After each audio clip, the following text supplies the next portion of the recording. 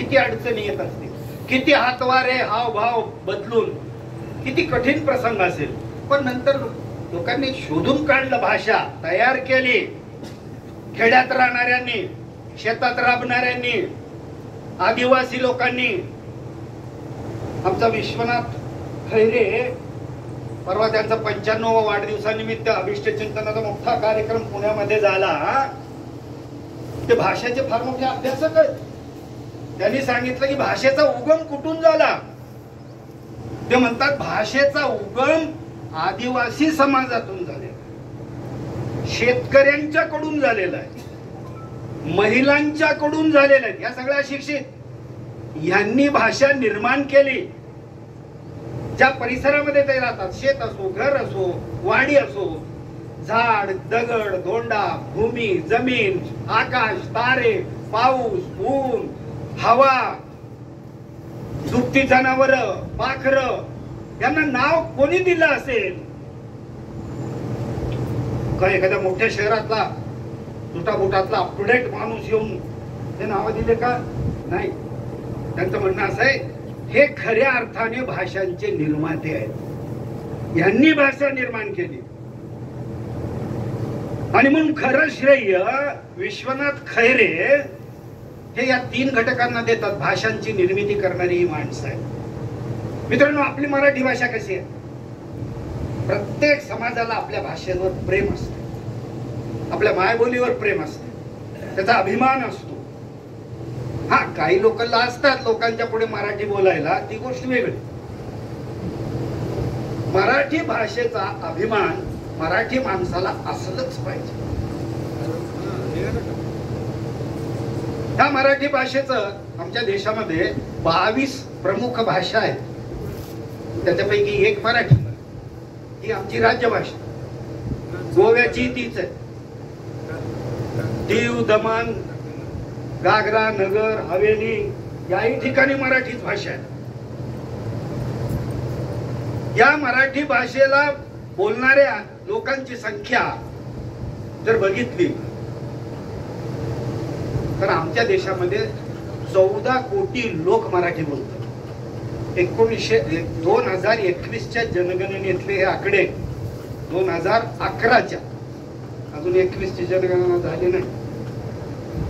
14 कोटी लोक मराठी बोलतात. मित्रांनो, कल्पना करा, तुम्ही युरोप खंडातले देश बघितलात, तो रशिया जर बाजूला काढला, कारण रशिया 2 खंडात पसरलेला आहे, युरोप आणि आशिया, म्हणून त्याला युरेशिया म्हणतात. त्या रशियाला जर बाजूला काढलं तर एवढी लोकसंख्या एकाही देशाची नाही. म्हणजे किती प्रचंड संख्येने लोक मराठी बोलतात.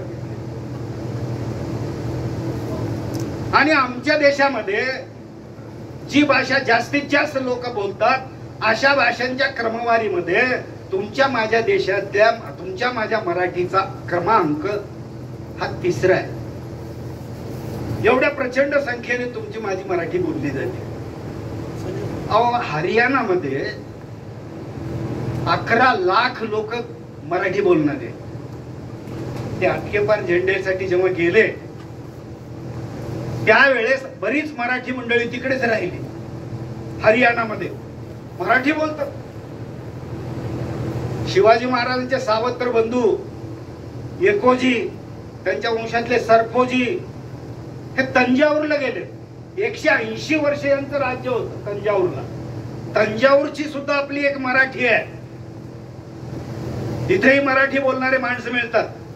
आणि आता असा जो सीमा भाग आहे, कर्नाटक, आंध्रा वगैरे, तिकडे 50 मैल, तिकडे 50 मैल, दोन्ही भाषा लोक बोलतात. लिहिता वाचता नाही आलं तरी बोलण्यास पुरतं भाषा येत असते. मित्रांनो,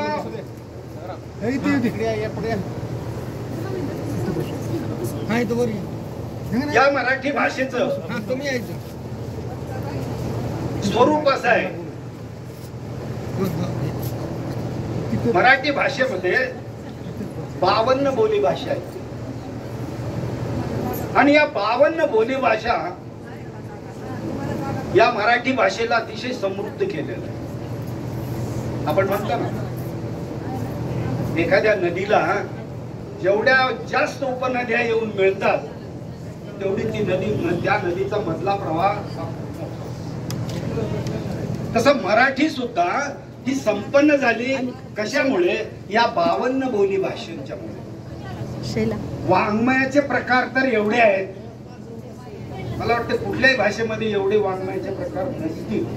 48 वाङ्मयाचे प्रकार आहेत. कथा, कविता, कादंबरी, आत्मचरित्र, संपादकांचे लेख, अग्रलेख, प्रस्तावना. परवा मला एक नवीनच वाङ्मय प्रकार कळाला, चंपू वाङ्मय. चंपू वाङ्मय. आणि म्हणून 48 प्रकार वाङ्मयाचे साधी गोष्ट नाही. 113 देशामध्ये मराठी बोलणारी माणसं आहेत. तुम्हाला आश्चर्य वाटेल, पाकिस्तान म्हटले की आपल्याला अलीकडचं सगळं डोक्यामध्ये असते. 1855 साली ब्रिटिश अंमलाखाली पाकिस्तान मधल्या सिंध प्रांतात कराची शहरात मोहम्मद अली जिना रोडवरती मराठी शाळा आहे. त्या मराठी शाळेची निर्मिती तिथे असणारा जो शिक्षण अधिकारी होता, जो महाराष्ट्राचा आहे, नारायण जगन्नाथ वैद्य, हा एज्युकेशन इन्स्पेक्टर आहे इंग्रजांच्या काळामध्ये. त्यांनी त्या भागामध्ये शिक्षणाचा प्रसार व्हावा म्हणून इतकी मेहनत घेतली. त्याची बदली नंतर पुण्याला झाली. आणि पुण्याला झाल्यानंतर तिथल्या लोकांनी सांगितलं की त्या इन्स्पेक्टरचं स्मरण म्हणून या भागामध्ये आपण या शाळेचं नाव नारायण जगन्नाथ विद्यालय असं द्यावं. मित्रांनो, 1855 साली फक्त 68 विद्यार्थी होते त्या शाळेत. आज ती कितीतरी मजली आणि हजारो विद्यार्थी त्या ठिकाणी आहेत, मराठी शिकतात. पण आता अलीकडे हळूहळू सेमी इंग्रजी तिथेही सुरू झाले. पण अहो, अमेरिकेमध्ये एखादा मराठी विद्यालय असलं तर आम्हाला आश्चर्य वाटणार नाही. पण पाकिस्तानमध्ये मराठी विद्यालय म्हटल्यानंतर आम्हाला असं वाटतं की अरे वा, आपले मराठी सुद्धा तिथं आहे.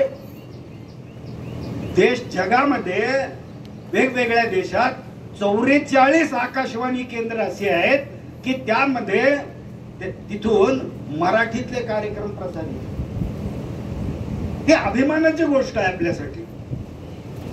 ही आपली भाषा ही साधी सुधी नाही, जगातल्या मान्यवरांनी मान्य केलेली अशी ही भाषा आहे, आत्मसात केलेली भाषा आहे. त्याच्याबद्दल आपल्याला असणारा अभिमान रास्त आहे म्हणून अभिप्राय देणारे लोक जगामध्ये आहेत. अशा मराठी भाषेचा जर इतिहास आपण बघितला मित्रांनो, तर आपल्या असं लक्षात येईल की दीर्घकाळ आम्हाला मराठी भाषेचा इतिहास खोलवर जाऊन शिकवलेलं नाही. निदान माझ्या पिढीपर्यंत तरी हे शिकवलेलं नव्हतं. काय सांगायचे, मराठी कधीपासून सुरू झाली? ज्ञानेश्वरांच्या ज्ञानेश्वरी पासून मराठी सुरू झाली. 750 वर्ष थोडं कमी जास्त. ज्ञानेश्वरांनी संस्कृत मधली भगवद्गीता मराठीमध्ये आणली आणि प्राकृत मध्ये आणली आणि मराठी प्राकृत मधून ती उपलब्ध झाली. हा पहिला ग्रंथ. नंतर हळूहळू लोक विचार करायला लागले की एवढं अलीकडचं असणं शक्य नाही. का शक्य नाही? कारण ज्ञानदेवाने आपल्याला एक गोष्ट सांगितलेली आहे. काय सांगितली? ही सगळी भावंड, ज्ञानेश्वर, निवृत्ती, सोपान, मुक्ताबाई, त्यांचं कुटुंबीय, हे सगळे नाशिकच्या ब्रह्मगिरी पर्वताला परिक्रमा करत. आणि परिक्रमा करीत असताना अचानक त्यांच्या पुढे एक वाघ आला आणि वाघाला बघितल्याबरोबर ही सगळी भावंड सैरावैरा पळायला लागली. मिळेल त्या डोशाला जाऊन लपून बसायला लागली. आणि यापैकी असलेले निवृत्तीनाथ एका गुहेमध्ये घुसले. त्या गुहेमध्ये नाथपंथीय मंडळी होती. या नाथपंथीय मंडळींनी निवृत्तींना मध्ये आलेलं बघितल्याबरोबर, ये वत्सा, मी तुझीच वाट बघतोय, मला माहित होतं तू येणार होता. आणि त्यांनी ब्रह्मज्ञानाची दीक्षा दिली. आता ही ब्रह्मज्ञानाची दीक्षा घेतल्यानंतर निवृत्तीनाथ जेव्हा बाहेर आले तेव्हा त्यांनी ज्ञानेश्वराला बोलावून सांगितलं की आजपासून तू माझा शिष्य आणि मी तुझा गुरु, मी जे सांगतो त्या पद्धतीने तू कर. आणि त्यांनी पहिली आज्ञा केली की भगवद्गीता ही संस्कृत पुरती मर्यादित राहिलेली आहे, समाजातल्या मुठभर लोकांची मिरासदारी झालेली आहे. या भगवद्गीतेमध्ये अफाट असं ज्ञान आहे. या भगवद्गीतेचा लाभ सर्वसामान्य खेड्यापाड्यात राहणाऱ्या माणसांच्या भाषेमध्ये आलं पाहिजे, त्यांना स्वतःला वाचता आलं पाहिजे, त्यांना स्वतःला त्याचा अर्थ लावता आला पाहिजे. म्हणून तू या भगवद्गीतेचं रूपांतर प्राकृत मध्ये भावार्थ दीपिका किंवा ज्याला आपण ज्ञानेश्वरी म्हणतो ते तू लिह. ज्ञानेश्वरांनी आपल्या गुरुची आज्ञा शिरसावंत मानली आणि ज्ञानेश्वरांनी प्रतिज्ञा केली, अबोलची बोलवीन, अरूपाचे रूप दावीन, अतिंद्रिया परी जागवीन, इंद्रिया करवीन. काय किती मोठी प्रतिज्ञा आहे. जे अबोल आहे ते माझ्या बोलातून मी तुमच्यापर्यंत पोहोचवेन. जे अतिंद्रिय अस्पष्ट आहे, दिसत नाही, ते मी माझ्या शब्द सामर्थ्याने तुम्हाला दाखवेन.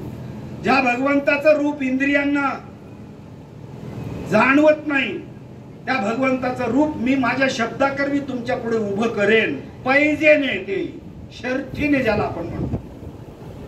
आणि दुसरी महत्वाची गोष्ट ज्ञानेश्वर म्हणतात, माझ्या मराठीची बोल कौतुके, अमृतातेही पैजा जिंके, आईसे अक्षरे रसिके मेळवीन. त्याच दिवशी मराठी निर्माण झाली का? एवढा कॉन्फिडन्स जर ज्ञानेश्वरांना होता तर मग ही मराठी ज्ञानेश्वरी पासूनच सुरू झाली का? त्याच्या अगोदर नाही? कसं शक्य? एवढ्या या भाषेबद्दल, एवढ्या या भाषेतल्या शब्द सामर्थ्याबद्दल ज्ञानदेवांना इतका आत्मविश्वास होता, म्हणजे त्याच्या अगोदर शेकडो वर्षापासून ती भाषा असली पाहिजे आणि होती. पण आम्ही म्हणतो की ज्ञानेश्वरी पासून सुरू झाली. थोडस इकडे तिकडे गेलं मग विवेक सिंधू नागपूर जिल्ह्यातल्या अंबोरा गावामध्ये मुकुंदराजांनी त्यांचे गुरु हरिहर पंथ हरिहर नाथ त्यांची समाधी आहे. त्यांना एके दिवशी दृष्टांत झाला स्वप्नामध्ये.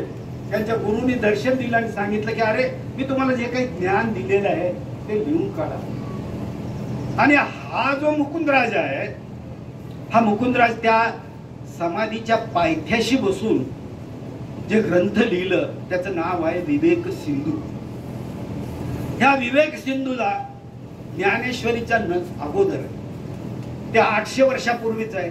त्या 1290 मध्ये ज्ञानेश्वरी लिहिली आणि ते 1180 मध्ये किंवा 1145च्या आसपास विवेक सिंधू. या दोन्ही मध्ये 50 वर्षाचा अंतर आहे. यानंतर मग आम्ही जातो लीळा चरित्राकडे, जे 1000 वर्ष जुनं आहे. लीळा चरित्र माहीम भटांनी लिहिलेलं. लीळा चरित्र चक्रधर स्वामीच्या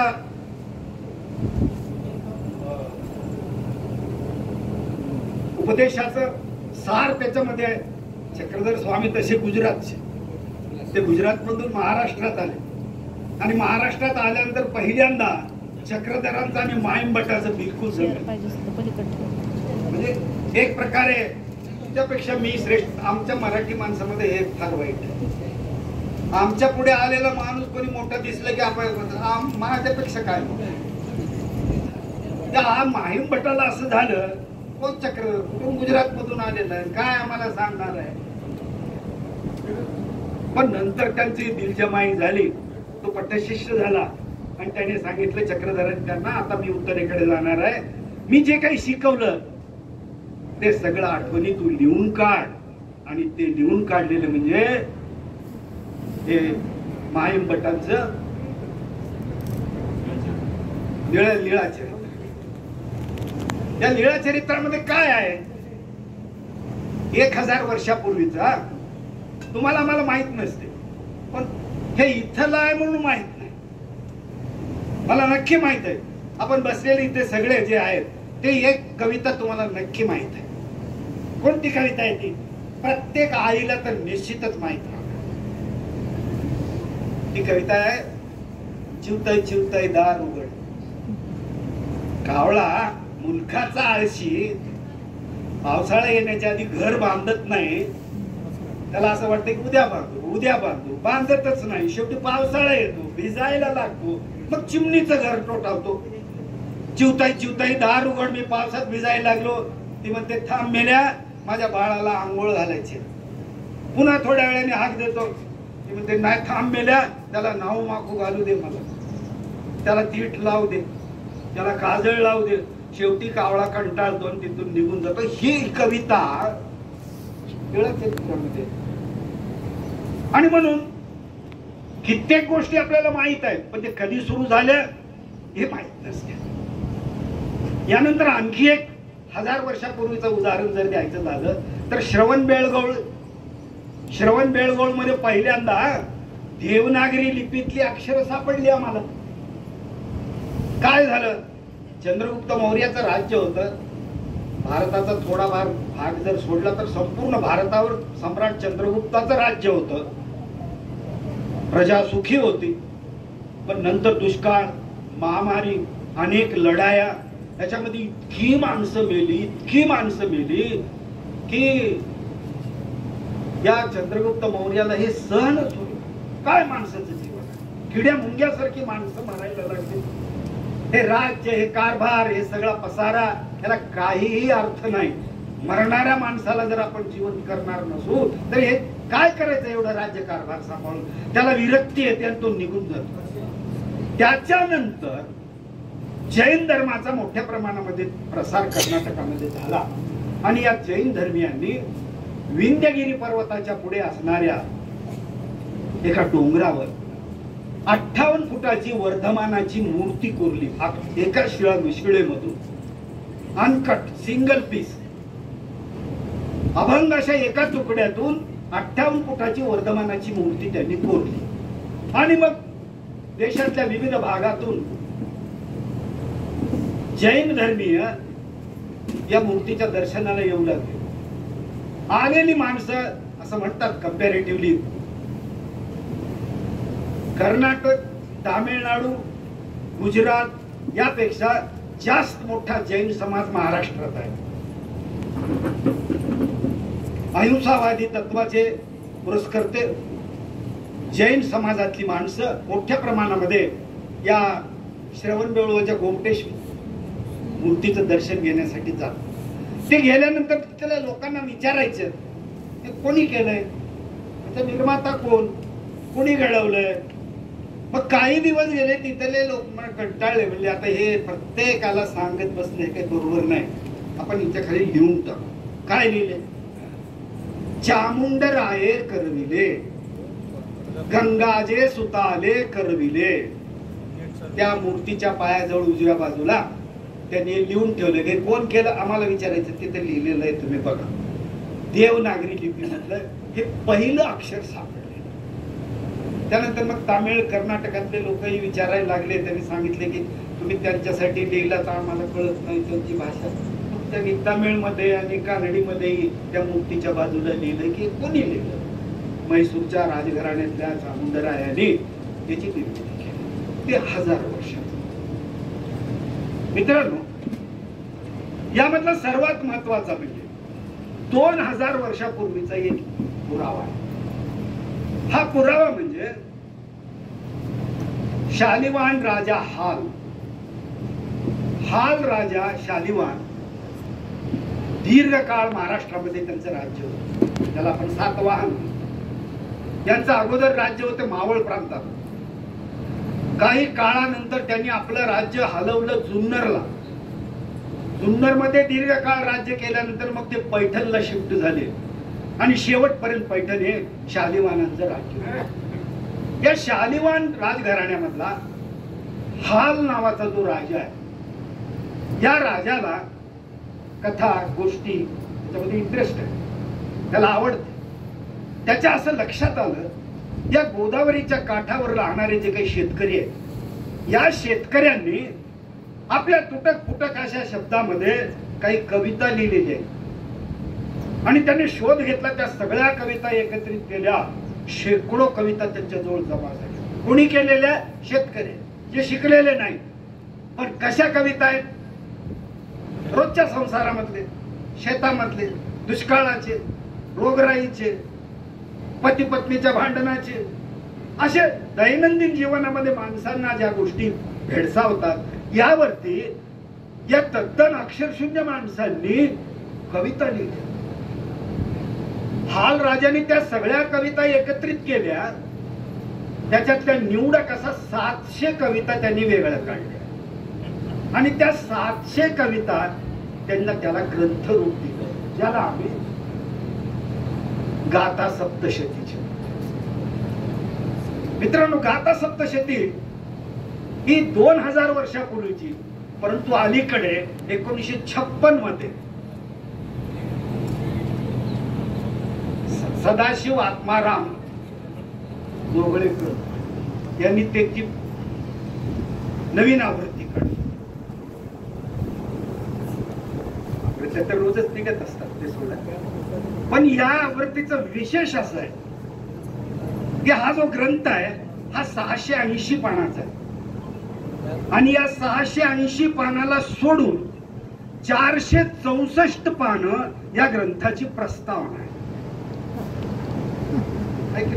प्रस्तावना वाचावं का पुस्तक वाचावं? प्रस्तावना कशासाठी असते पुस्तकाला? मी साहित्याचा माणूस नाही, मला जे कळते ते सांगतो.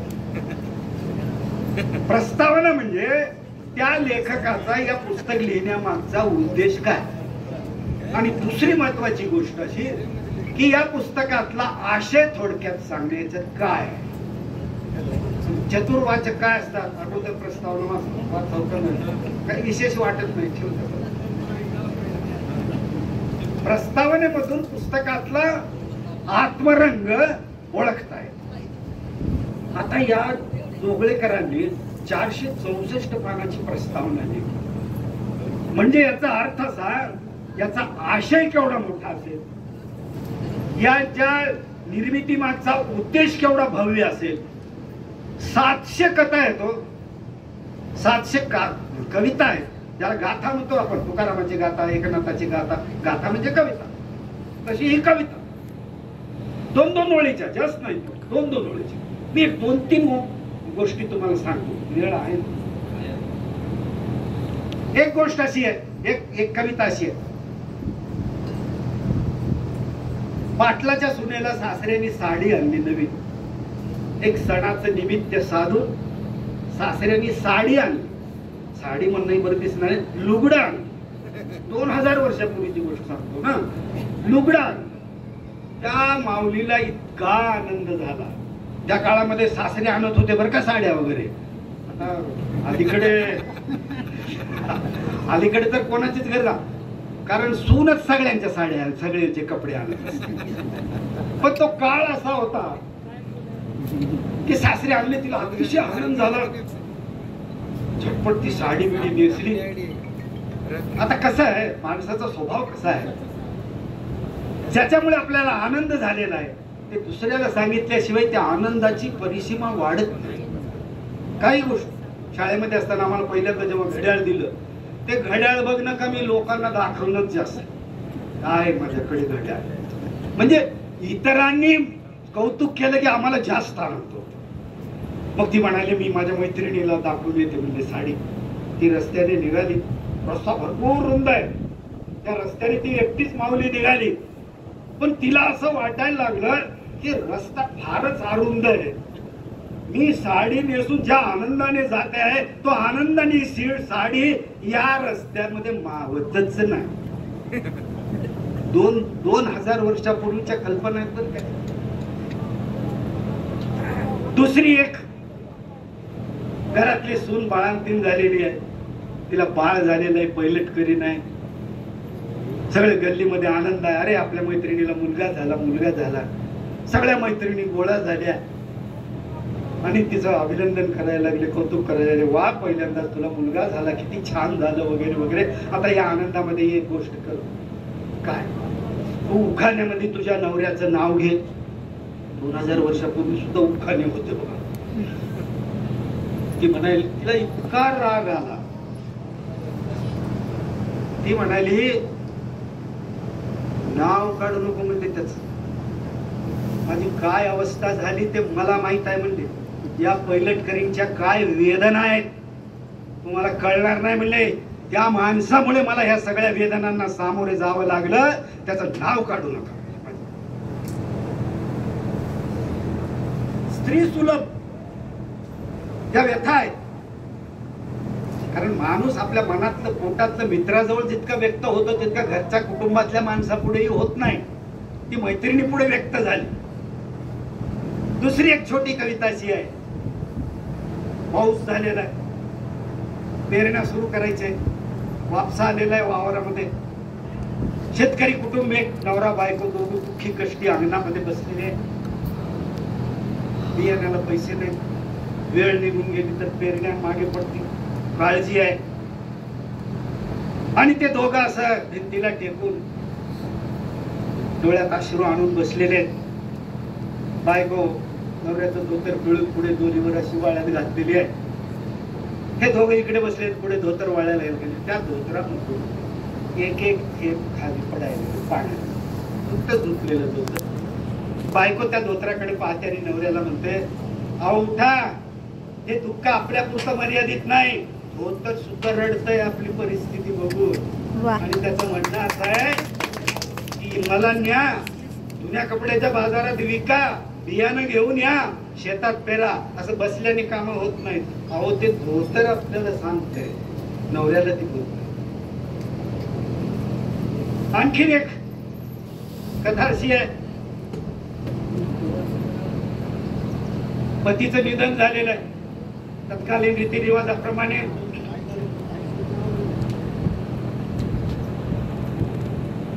काय सतीची प्रथा आहे. सती जायला नवरी तयार झाली, नवरीच्या वेशात तयार झाली. ती लाल वस्त्र वगैरे हे सगळं घेऊन. तो वाईट वाटते तिला, सरणावर पतीला झोपवलेला आहे. आता थोड्या वेळाने मुखाग्नी दिली जाणार आहे. ती पतीवरील प्रेमापोटी त्याच्या मृत शरीरावर एकदम पडते असा अंगावर, आणि ओक्साबोक्षी रडायला लागते. तेवढं सुख मला मिळू दे एवढंच. आणि त्या धडपडीमध्ये तिला इतका घाम येतो, इतका घाम येतो, चित्तच विजून घेतो. फार लांबवर असं वर्णन नाही, दोनच ओळी, पण आशय गर्भता किती आहे.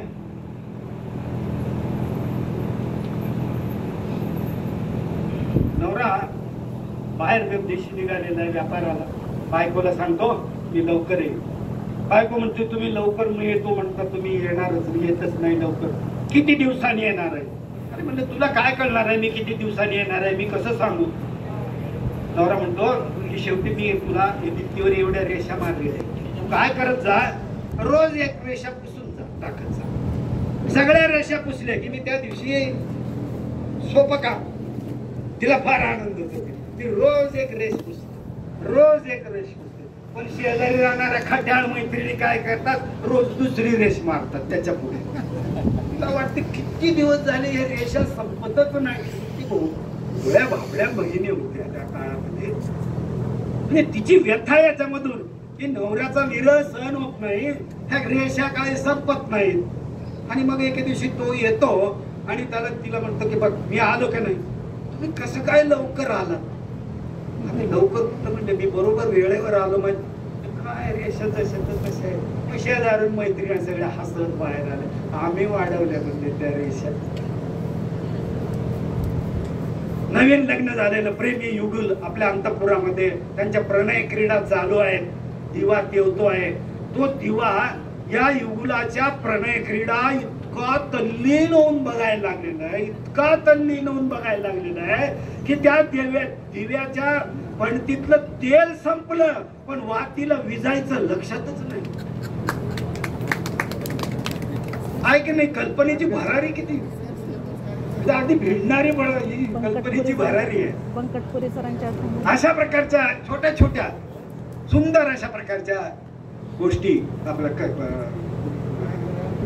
कविता या गाथा सप्तशतीमध्ये आहे. मित्रांनो, गाथा सप्तशती हाल राजांनी हे केलं.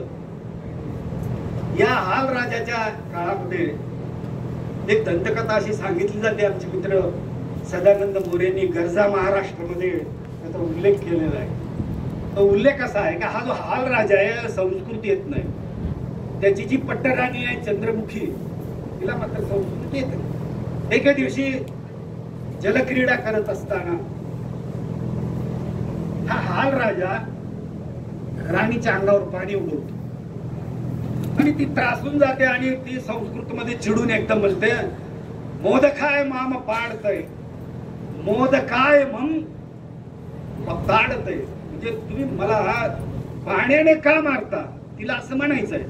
मोदक म्हटल्याबरोबर हाल राजाला वाटलं माझी बायको म्हणाली पाण्याने काय मारता, हिंमत असेल तर लाडवाने मारा म्हणे. आणि तो जातो दरबारामध्ये राजवाड्याबद्दल सांगतो, घेऊन या रे लाडू सगळे, तबकाचे तबक भरून लाडू. आणि महाराणे सांगितलं आता मी मारतो बघ लाडू. म्हणाले का, तुझी म्हणलं मोदक आहे ताड आहे माम. अहो तसं नाही म्हणले, मोदक म्हणजे पाणी मारू नका असा त्याचा अर्थ होतो. काय तुम्हाला संस्कृत येत नाही, त्याला वाईट वाटत. आणि तो म्हणतो की नाही आता संस्कृत शिकेन तरच तुझ्याकडे. त्याच्या दरबारामध्ये मंत्री असणारा गुणाढ्य संस्कृतचा पंडित वत्सगुल्म, आपल्या वाशिमचा राहणारा वत्सगुल्मचा राहणारा गुणाढ्य, त्या काळातला तज्ञ माणूस, त्याच्याकडे तो जातो आणि म्हणतो की गुणाढ्यजी मला 6 महिन्यात संस्कृत आलं पाहिजे, काय करायचं ते तुमचं तुम्ही बघ. पुढे अजून फार मोठी कथा आहे, मी तेवढ्या यायचं जाणार नाही. तर असा हा एकंदरीत या हाल राजाच्या संदर्भातल्या काही गोष्टी आपल्याला सांगता येतील. मित्रांनो, अजून एक 2000 वर्षापूर्वीचा एक ग्रंथ सापडलेला आहे, पादलिप्त. हा पादलिप्त जो आहे हा जैन धर्मासंबंधी विपुल लेखन करणारा आलेख आहे. त्याच्यामध्ये मराठीचा उल्लेख आहे. प्रवरसेन आहे हा 1600 वर्षापूर्वीचा प्रवरसेन. हा राजघराण्याशी संबंधित वाकाटक राजघराण्यातला हा माणूस आहे. या वाकाटक राजघराण्यातल्या या माणसाने सांगितलं, लिहिलं, सेतुबंध नावाचं महाकाव्य लिहिलं. हे महाकाव्य इतकं प्रसिद्ध झालं त्या काळामध्ये, ते मराठी प्राकृतमध्ये आहे. त्याच्यानंतरचा शुद्धोदन सुई कुवलयमाला कथा, कुवलयमाला कथा सिद्धोदन सुईने 1300 वर्षापूर्वी लिहिलं. याच्यामध्ये त्याने 18 प्राकृत भाषांचा आढावा घेतलेला आहे. त्याच्यामध्ये मराठी आहे. 1300 वर्षापूर्वी. आणि त्याच्यामध्ये त्याने असं सांगितलेलं आहे की मराठी माणूस कसा आहे. आता त्या काळामध्ये एकतर महाराष्ट्री म्हणायचे किंवा मरहट्टे म्हणायचे. तर मराठ्याच्या स्वभावाचं वर्णन त्यांनी त्याच्यामध्ये केलेलं आहे. तो असं म्हणतो, धडमड सामलिंगे सहिरे अहिमान कलहशील या दिन्नले गैले उल्लाविरे तत्थ मरहट्टे. प्राकृत मराठी आहे. या प्राकृत मराठीमध्ये मराठी माणसाचं त्यानं वर्णन असं केलेलं आहे. मराठी माणूस कसा आहे, कट्टा आहे, काळा सावळा आहे, कष्टाळू आहे, प्रामाणिक आहे. आणि जाता जाता एक विशेषण जे आपल्याला आवडणार नाही ते लावून गेलं. तो काय म्हणतो, कळहशील. कळहशील म्हणजे भांडखोर आहे. मराठी माणूस भांडखोर आहे. आता मोठी माणसं काय म्हणतात आपल्याला काही विचार नुसतं करावा लागतो. आता 1000 वर्षापूर्वी चक्रधर जेव्हा आला तेव्हा त्या चक्रधराला विचारले, का रे तू गुजरात सोडून महाराष्ट्रात कशाला चालला, काय ते तुझं महानुभाव पण इथं काढ ना, इथं कर का. तेव्हा चक्रधरांनी सांगितलं की अरे मराठी माणूस हा सात्विक आहे. चक्रधर सांगतो की सात्विक आहे. आणि हा शुद्धोदन सुई सांगतो भांडखोर आहे. मराठी माणसाच्या स्वभावाचं वर्णन अशा पद्धतीने या ठिकाणी केलेलं आहे. मित्रांनो, यानंतर येणारा 1200 वर्षापूर्वीचा हरिभद्र, आचार्य हरिभद्र सुरी, त्याने जी कादंबरी लिहिली आहे त्या कादंबरीचं नाव आहे सामुरादित्याची कहाणी. आता ही जी सामुरादित्याची कहाणी आहे, ही कादंबरी लिहिली त्यांनी. ही कादंबरी एक वेगळाच वाङ्मय प्रकार आहे. मी तर कधी ऐकलेलं नव्हतं, कदाचित ज्या मंडळींना माहित असेल. जादुई वास्तववाद हा फॉर्म वापरला आणि त्यांनी सामुरादित्याची कथा ही कादंबरी लिहिली. मी यासाठी सांगतो या कादंबरीचं की एकदा स्पेन देशातला माणूस, स्पॅनिश भाषेमध्ये एक कादंबरी लिहिली. त्या कादंबरीचं नाव आहे 100 Years of Solitude. 100 Years of Solitude नावाची कादंबरी लिहिली. त्याला नोबेल पारितोषिक मिळालं आणि त्याला नोबेल पारितोषिक मिळालं हे 8-10 वर्षापूर्वीची गोष्ट आहे. त्याला सगळ्या पत्रकारांनी त्याची मुलाखत घेतली. अरे वा, किती छान, तुला हे सुचलं कसं, तू हा फॉर्म कुठून आणला? त्याने सांगितलं, मी की सामुरादित्याची कथा याचा जो फॉर्म आहे, जादुई वास्तववाद, ते मी वापरला आणि माझी कादंबरी लिहिली. मित्रांनो, कधी कधी आपल्याकडच्या गोष्टीबद्दल आम्हाला कौतुक तेव्हा वाटते जेव्हा बाहेरच्या देशातले लोक कौतुक करतात. आमचा माणूस आम्हाला जवळचा मोठा आहे असं फार उशिरा कळते, वेळ निघून गेलेली असते. ताराबाई शिंदे 1850 साली, 1850 सालचा तिचा जन्म आहे, आपल्या बुलढाण्याची मुलगी आहे. पहिली स्त्रीवादी लेखिका, सुखद तर नाही ना, पहिली स्त्रीवादी लेखिका. स्त्रियांची बाजू घेऊन पुरुषांशी लढण्यासाठी जो पावित्र्य तिने घेतला, आतापर्यंत एकाही स्त्रीने घेतलेला नाही. सतत तिचा आग्रह राहायचा की स्त्रीला पुरुषाने कमी लेखायचं नाही, आम्ही कमी नाही. तिचा आग्रह होता, पुरुष सत्ताक कुटुंब पद्धती काढा, मातृसत्ताक कुटुंब पद्धती ठेवा. कुटुंबाला जोपासणं, संवर्धन करणं ही जबाबदारी जितक्या मोठ्या प्रमाणामध्ये स्त्री पार पडते तितक्या मोठ्या प्रमाणामध्ये पुरुष पार पाडू शकत नाही. घटना अशी घडली 1880 मध्ये.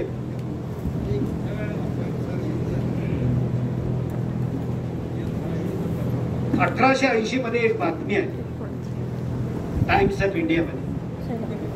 ती बातमी अशी आहे, गुजरातच्या सुरत शहरामध्ये विजयालक्ष्मी नावाच्या एका विधवा महिलेने तिच्या पोटी जन्मलेल्या अर्भकाचा खून केला. बातमी सगळीकडे आली आणि सनातनी माणसं खडबडून जागी झाली आणि त्यांनी सांगितलं त्या महिलेला फाशी दे. हायकोर्टात खटला गेला, हायकोर्टाने निकाल दिला फाशी द्या. सुप्रीम कोर्टात गेलं, सुप्रीम कोर्टाने सांगितलं की जन्मठेप द्या. 3 कोर्ट आहेत, जिल्हा कोर्ट, हायकोर्ट, सुप्रीम कोर्ट. शेवटी सुप्रीम कोर्टाने सांगितलं या महिलेला 5 वर्षाची शिक्षा द्या. आमच्या पुण्यातल्या सनातन्यांना हे सहन झालं नाही. पुणे वैभव या वृत्तपत्रामधून या सनातन्याने या निकालाच्या विरुद्ध निषेध नोंदवला की एवढी महान अशा प्रकारची घटना घडली, एवढी हिंसक अशा प्रकारची घटना घडली, त्या बाईला तुम्ही 5 वर्षाची शिक्षा देता, तिला देहांत शासनाची शिक्षा द्या, किमान जन्मठेपेची द्या. ही बातमी वाचल्यानंतर ताराबाई शिंदेंनी जो पावित्रा घेतला, मित्रांनो, अशा प्रकारचा पावित्रा नंतरच्या काळामध्ये एखाद्या महिलेने घेतल्याचं मला काही ऐकायला नाही.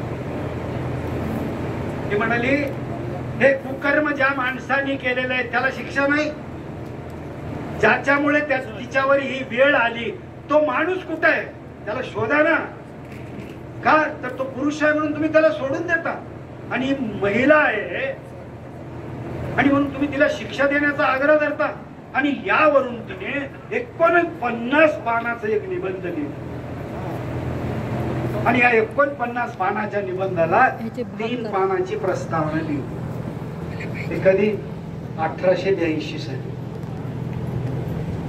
1975 पर्यंत कोणी त्याच्याकडे बघितलं का बघितलं नाही? अरे बायकांचं आहे म्हणजे त्याच्याकडे एवढं लक्ष द्यायची काही गरज नाही, ते महिलांचे प्रश्न. पण तुम्हाला सांगतो, जेव्हा बाहेरच्या विद्यापीठामध्ये ह्या अभ्यासक्रमाला लावलं हे निबंध, तेव्हा भारतातल्या लोकांना, अरे महाराष्ट्रातले तर लोक म्हणतात हा ताराबाई आपली आहे, आम्ही मराठवाड्यातले तर म्हणायला लागलो आमच्या बुलढाण्याची आहे. मग इतके दिवस काय झालं होतं? तेव्हा लोकांना कळालं का तर ते ऑक्सफर्ड विद्यापीठामध्ये अभ्यासक्रमाला लावलं. 75 साली सुद्धा ते एवढ्या उजेडात येण्याचं कारण म्हणजे तो महिला वर्ष होता तरी होता आपल्या देशामध्ये, आंतरराष्ट्रीय होता, त्या निमित्ताने ताराबाईचं नाव होतं आंतरराष्ट्रीय महिला दिन. तर मित्रांनो, काही गोष्टी आपल्या जवळ असतात, अमूल्य असतात, अनुकरणासारख्या असतात, पण आम्हाला त्यांच्याकडे बघण्याची दृष्टी नसते. म्हणून या सगळ्या गोष्टी आपण पाहिल्यानंतर आपल्या लक्षात येते की मराठी ही 1000 वर्ष जुनी नाही, ही 1200 वर्ष जुनी नाही, 1500 वर्ष जुनी नाही, 2000 वर्ष जुनी नाही, 2000 वर्षापेक्षाही जास्त जुनी आहे. का? तामिळनाडूमध्ये संगम साहित्य आहे. त्या साहित्यामध्ये एक चॅप्टर असा आहे की तामिळनाडूमध्ये कावेरी नदीवरती धरण बांधण्याचं काम चालू आहे. आजूबाजूच्या राज्यामध्ये अनेक कारागीर त्या ठिकाणी आलेले आहेत, रात्रंदिवस दगड घडवायला लागले. आजच्यासारखे सिमेंट कॉन्क्रीटचे नव्हतेच धरण, दगडाने वगैरे बांधायचे, चुन्याने बांधायचे. तर दगड घडविण्यासाठी वेगवेगळ्या प्रांतातले गुजरात, कर्नाटक, तामिळनाडू, महाराष्ट्र सगळे मजूर तिथं आले. जसं आमचे भगिनी ऊस मजूर महाराष्ट्रातून कसं इकडून तिकडे तिकडून इकडे. सुदैवाने म्हणा माझं रस्त्याच्या कडेलाच आहे, रोज पाहतो मी या सीझन मध्ये सगळं सामान जळतण वगैरे सगळं घेऊन किती हाल हापेष्ट माणसं जातात. तसं हे दगड घडवायला कुटुंब सगळे मजूर तिथे गेले. त्याच्यामध्ये एक तुप्पा त्याला आपण एक ग्रुप असा होता दगड घडवणारा. त्यांचं काम अप्रतिम सुंदर, येणारे जाणारे थपून बघायचे, छान दगड घडवतो. मग त्या यंत्रणेला कळालं की तो एक ग्रुप फार छान काम करतो. एक दिवशी त्यांची चर्चा झाली, बाकीच्या त्यांनी बोलावलं की अरे बाबा तुम्ही यांच्यासारखं काम करा, हे जसं काम करतात तसं तुम्ही करा ना. तर ती कोण आहे माहित नाही, म्हणजे कुठून आले माहित नाही, परंतु ते आपसामध्ये मराठी बोलतात. आम्हाला धागा सापडला. काय धागा? 2300 वर्षापूर्वी मराठी होती. म्हणजे माझी मराठी ती 1500 वर्षाची नाही, 2300 वर्षापूर्वीची. आपल्या शेजारच्या श्रीलंकेमध्ये सिंहली भाषा आहे. सिंहली भाषेमध्ये 2 ग्रंथ आहेत, महादीप आणि परदीप, अशा प्रकारचे 2 धर्मग्रंथ आहेत. त्या धर्मग्रंथामध्ये असं एक वर्णन आहे की आता बौद्ध धर्माच्या प्रचाराला माणसं पाठवायचे, सगळे त्यांचे ग्रुप्स तयार झालेले आहेत. कुठे जायचंय? महाराष्ट्रात जायचंय, गुजरातमध्ये जायचंय, तामिळनाडूमध्ये जायचंय, केरळमध्ये जायचंय. मग ते समुद्रमार्गे आले, महाराष्ट्रात आले. ते म्हणतात महाराष्ट्रामध्ये, त्याच्यामध्ये त्यांना सांगितलं महाराष्ट्रामध्ये मराठी बोलणारे लोक आहेत, तुम्हाला आपल्या धर्माचा प्रचार पालीमध्ये करता येणार नाही, तुम्ही मराठीत प्रचार करा. म्हणजे याचा अर्थ असा की 2400 वर्षापूर्वी 2500 वर्षापूर्वी मराठी होती. आणखी एक पुरावा म्हणजे नाणे घाट आहे, जुन्नर जवळचा नाणे घाट. तिथे एक शिळा आहे 20 बाय 8 आकाराचा एक मोठा दगड आहे. त्या दगडावर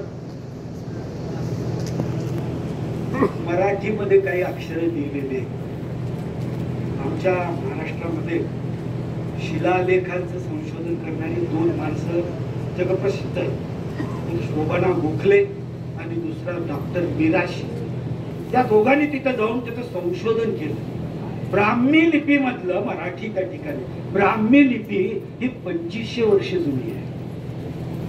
ब्राह्मी लिपीमध्ये जेव्हा शिलालेख आहे याचा अर्थ आमची मराठी 2500 वर्ष जुनी आहे. एवढं कशाला? भांडारकर इन्स्टिट्यूट आहे. त्या भांडारकर इन्स्टिट्यूट मध्ये मित्रांनो 1,56,000 ग्रंथ आहेत. निखंडामध्ये गाजलेले जे भांडारकर होते त्यांच्या श्रमातून ते उभं राहिलेलं केंद्र आहे. त्याच्यामध्ये 28,000 हस्तलिखित पोथ्या आहेत आणि त्या 28,000 पैकी 85 पोथ्या मराठीमध्ये लिहिल्या. हे जवळजवळ 2700 वर्ष जुने आहे. आजही आहे. त्या भांडारकर इन्स्टिट्यूट मध्ये या पोथ्या आजही आहेत. म्हणजे आता हे सगळं का खोदून काढलं? कारण असं हे डोक्यात जे आलं ना, कोणतं अभिजात दर्जा. या अभिजात दर्जेमुळे मग आम्ही शोधायला लागलो सगळीकडे किती जुनं आहे. तुमचे भालचंद्र नेमाडे, गणेश देवी, ब्रह्मानंद देशपांडे हे सगळे लोक असं म्हणायचे, अरे आपली मराठी आहेच अभिजात. कोणाच्या शिफारशीची काय गरज आहे? कोणाचं सर्टिफिकेट घेऊन काय करायचं आहे आम्हाला? कारण या समितीचे अध्यक्ष होते रंगनाथ पठारे, समन्वयक होते हरिधरके, नागनाथ कोत्तापल्ले, गोविंद काळे, हे सगळे एकापेक्षा एक तज्ञ अशी माणसं या समितीमध्ये होती.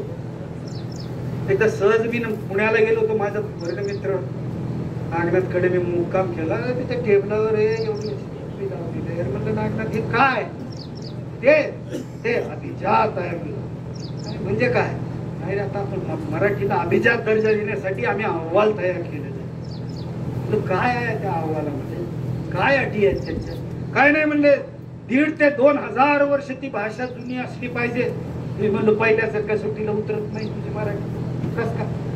तू ज्ञानेश्वरीच्या मागे जातच नाही ना. तुझं कसं काय तुला अभिजात आहे?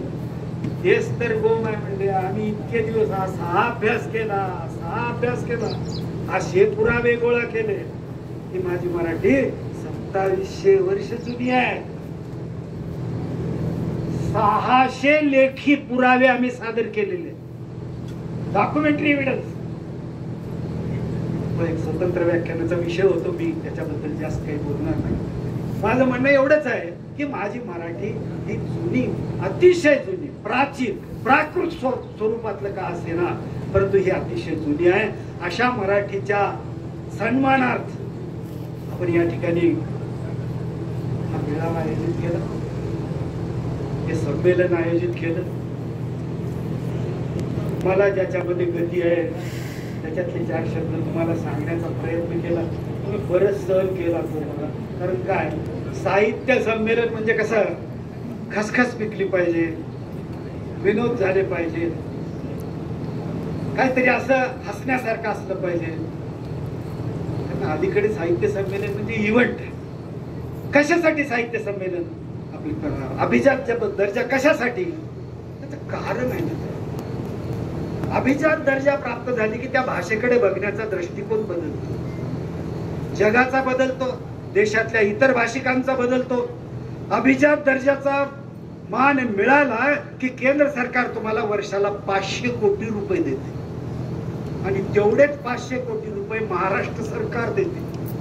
भाषेचा विकास त्याच्यात होतो. प्रत्येक जवळजवळ 400-450 विद्यापीठामध्ये मराठी भाषेचा विभाग उघडणार. एक HOD येणार, 2 सहकारी प्राध्यापक येणार, 3-4 कर्मचारी येणार. सगळ्यांना काम मिळेल. त्या भाषेकडे बघण्याचा दृष्टिकोन बदलेल. तुम्हाला आम्हाला जे लाज वाटत होतं ते लाज वाटणार नाही. मराठी बोलण्यामुळे आपण किती 2 वाक्य जरी मराठी बोललं तरी त्याच्यात 3-4 शब्द इंग्रजी येतातच. भाषा शुद्धीकरण तो एक स्वतंत्र व्याख्यानाचा विषय. तर मित्रांनो, ही आपली भाषा ही उपरी नाही.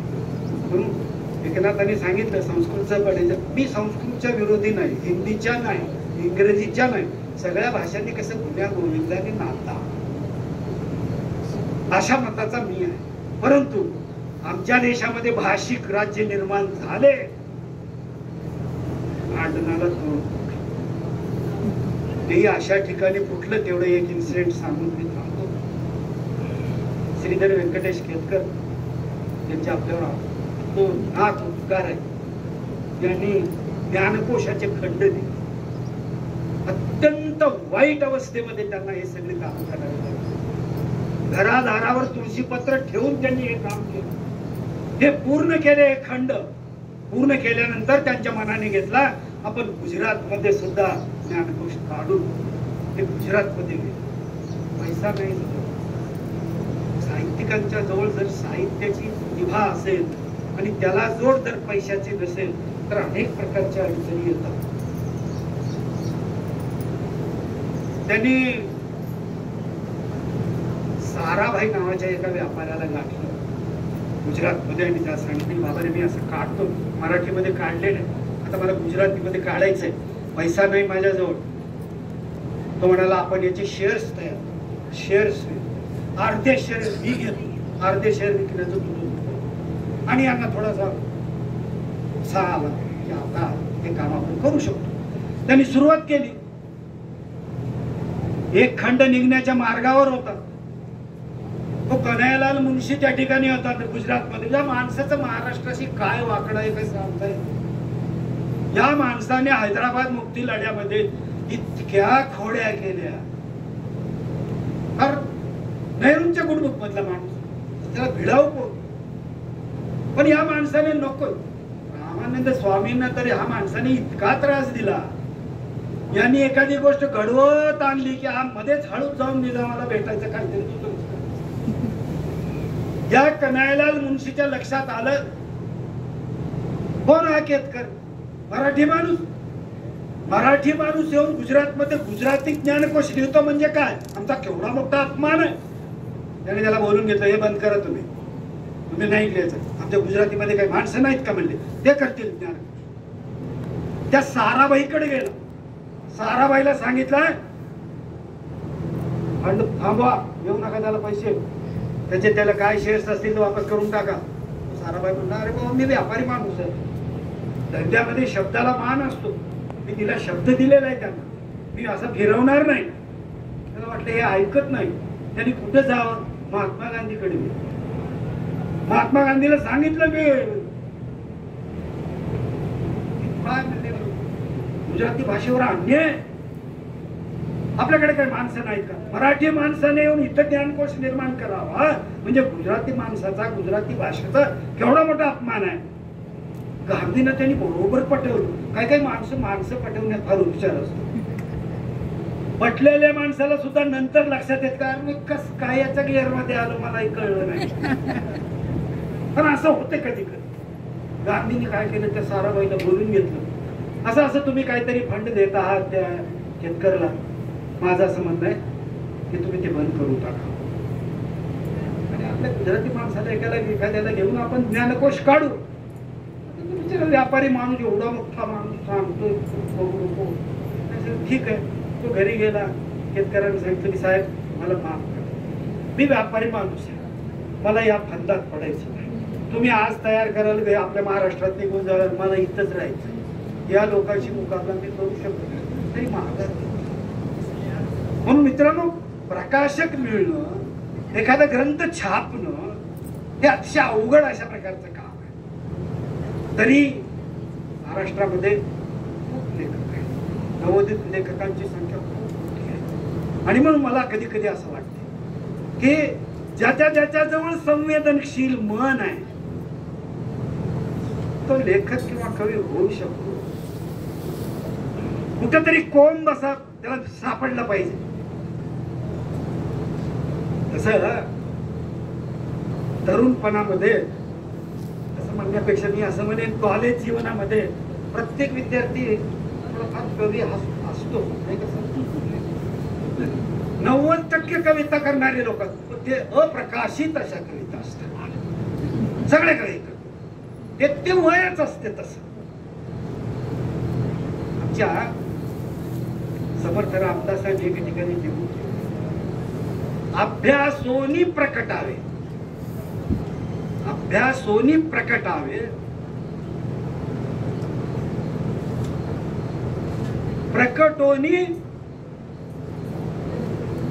मला आता आठवत नाही, साहित्याचा माणूस नाही ना मी, त्याच्यामुळे त्याचं म्हणणं असं आहे की जे काही करायचंय, लिहायचंय, त्याचा अभ्यास अगोदर करा, खोलात जा, त्याच्या पूर्ण टोकापर्यंत जाऊन जे तुम्हाला अनुभूती येते मग लिहा. आम्हाला लहानपणी असं वाटायचं की लेखक व्हायचंय ना, मग ठरवायचे आम्ही 2-4 विद्यार्थी, काय करायचं रे, आपल्याला लेखक व्हायचं. मग काय करायचं, लिहायचं. आपण काय लिहायचं, एक वही पेन घेऊन तळ्याच्या काठावर जाऊन बसायचं. कशावर लिहायचं आपण आज, ढगावर लिहायचं. आणि मग हे ढग कुठून येतात, तू काय लिहिणार रे, हे ढग कुठून, मग मी हे ढग कुठून येतात. सगळ्यांचं एकच प्रोज, माहितच नाही ना कसं लिहायचं, कोणी सांगितलंच नाही. असं कुठं सगळे मिळून एकच वाक्य, एकच गद्य कसं काय निर्माण करू शकतो. म्हणून या नवोदित लेखकांच्याकडून खूप अपेक्षा आहेत.